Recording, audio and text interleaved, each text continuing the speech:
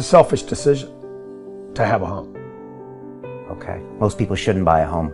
No one should buy a home. Homes were not built for people. Homes were built for banks. The bank created that product to sell money. You can't just loan people money. You need a product in between. Like when people start really understanding what I'm telling them, they're like, wait, what did he just say? The bank can't lend money for just money. Like you need a reason to borrow money. Oh, you're starting a business. That's a reason, but it's really risky for the bank.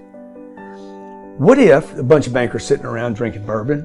Dude, we need to lend more money. We got to lend money out, man. That's how we make money. We get people to give us $1. We lend it out 9 times. So we lend it out 9 times. We need something to lend the money on. So back in the 50s, they're like, everybody should have a home. Everybody should have a home, right? Oh man, that's pretty good. We should call it something like the American Dream. Can't just call it a house, right? Everyone should have one, right? They got the politicians behind it. Yes, everyone should have one. And then what they did was basically those homes were built for banks, because who made all the money on the homes? Wasn't even the builder. Certainly wasn't the homeowner. It was always the banks. Colleges was another scheme by the bank. Everyone should have a proper education, but they don't have the money for it. But they should have it. And as they offered debt, as they offered free loans to college students and families, those tuitions went up. Right. What I do is I accumulate cash. I don't let cash sit in the bank. This is what my mom did her entire life. She let that money my dad left sit in the bank. Maybe earned a little dividend stock. I take that money, I put it in real assets. I don't give it to New York. You know where most Wall Streeters, including me, put their money? Where? We don't put it in any financial instruments. Exactly. Or stocks or bonds. Bank of America will lend me money to buy real estate, but they won't lend me money to buy their own stock. That should be a good enough indicator.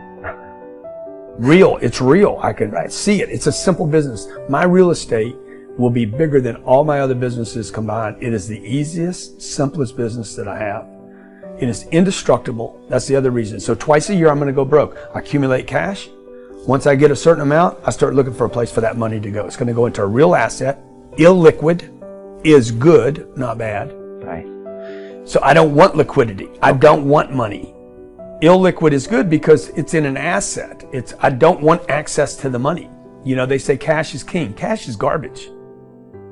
So I get rid of the money. To make yourself earn more cash. I have to go back into the marketplace and say, who's got my money? Right. Money is not to be saved and hoarded. Like it's no good if you don't use it. It's why people don't hoard gold anymore. You don't keep gold because you can't exchange it. Money is to be used. For those of you out there that are like complaining about the cost of anything, the truth is that's what that money's for. The only thing, the only purpose money has is to be used. And I was scared that I couldn't produce more money. So every time I spent money, I complained about it. Today, I'm like, that's the biggest mistake I ever made. Should have been spending more money. It wouldn't have taken me 30 years. In the first 5 years, I should have borrowed money I didn't have, and I should have spent money that I did have, and I should have gone into debt to do it, to get my brand out there, to get it known. The mattress guy in your town did it. The car guy in your town did it. Whoever spent the most money, whoever put it all out there all the time, every day, on every TV, radio, and the internet, wins the battle. Poor people are extremely selfish people. And the concept here is you're thinking about yourself all the time. What you don't have, what you need, your clothing, your shelter, your excuses, your problems. And I say that with no sympathy, because sympathy's not gonna feed you. Okay? The poor people, and people, by the way, that just get by are poor. So really the thing we need to define here is what is poor, right? Yeah, almost everyone living below your potential, you're probably poor. You're not rich, you're not prosperous, you're poor, which is the middle class of the planet. I'm not talking about poverty. You know, that guy's not poor. That guy he's Like, he's out of choices. He's got to beg. The poor, the middle class, the described poor, middle class, nice name to keep everybody civil. Like, let's give them homes. Let's give them cars. Let's indebt them. Give them a good job. Give them a good office. You know, big watches. And we got slaves. But they feel good about it. Because they're better off than some, you know, starving kid in Ethiopia. So that's why I say, man, look, the middle class is a group of selfish, self-absorbed, think about themselves. I'm not going to be a salesman. I'm better than that. You know, I'm a banker, dude. I'm the vice president without a job. I'm not going backwards. I'm not going to use Facebook and Instagram. I'm not going to do that to get known. I'm not going to go to that meeting. I'm not going to drive there. I got kids. This is a mother. I got 2 kids you don't understand. I'm English. That works in America. All this is selfish. You know, it's just selfish. Right? So when I saw that, I'm an observation person. Like I see things. My eyes are wide open. And so when I see that, I'm like, well, that's dumb. When I see me over the years say, dude, I don't have time for Facebook, man. I say, oh, wait, that Facebook thing might be that gift. I was asking for something to scale.